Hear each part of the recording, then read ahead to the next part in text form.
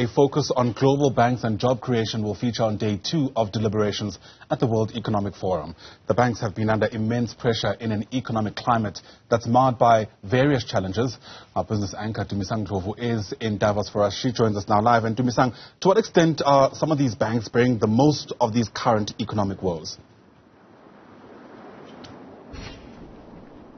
Ayanda, the most obvious one is the effect of the hiking cycle in terms of monetary policy tightening. And while that action is meant to counter high inflation to cushion the economy, it's also having an effect on the banking client. Because when the repo rate goes up, the lending rate goes up, which means you and I and the rest of the banking clients who have mortgages are paying a little bit more. And that creates a challenge in the impact of the rising cost of living. So what banks have to navigate with is how then they administer the lending rate, as well as how they stay in line with the impact, as well as the need for an interest rate hiking cycle that we have seen to fight global high inflation.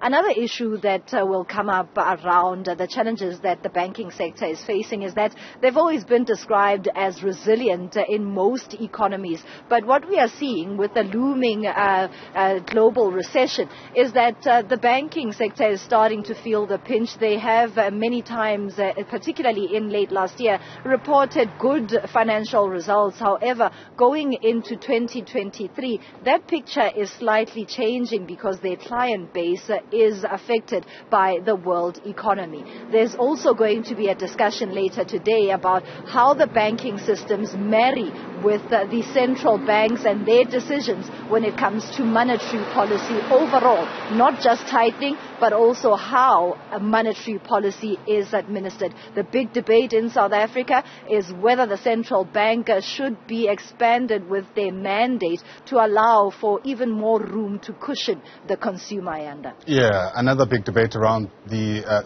Reserve Bank was around whether or not it should be nationalized. But before we digress, a big part about being there really is discussing solutions. So what kind of solutions have been proposed so far?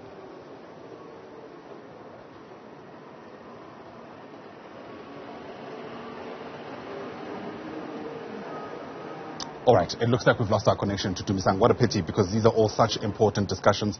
Hopefully we'll be able to touch base with her once again in a rather cold Davos, as you can see there, with the World Economic Forum entering for yet another day. I'm told she's back with us. Tumisang, not sure if you're able to catch that question.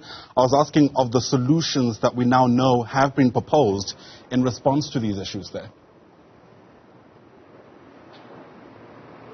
So some of the solutions that have come up and are going to come up in a session to be held later today at WEF 2023 include how the banking system is going to be in deliberations with their central banks in their respective countries to marry those two minds when it comes to monetary policy. But also there needs to be a cushion from the side of central banks for the banks that they operate in their countries, where conversations must take place around even cushioning the consumer.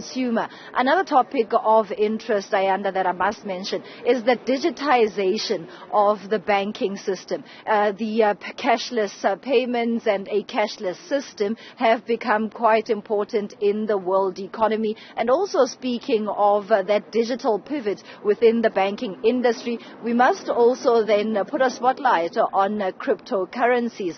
For much of last year, we saw a slump in that area, but there's also been slow progress on the side of central banks authenticating or regulating that particular side of banking, being crypto and forex.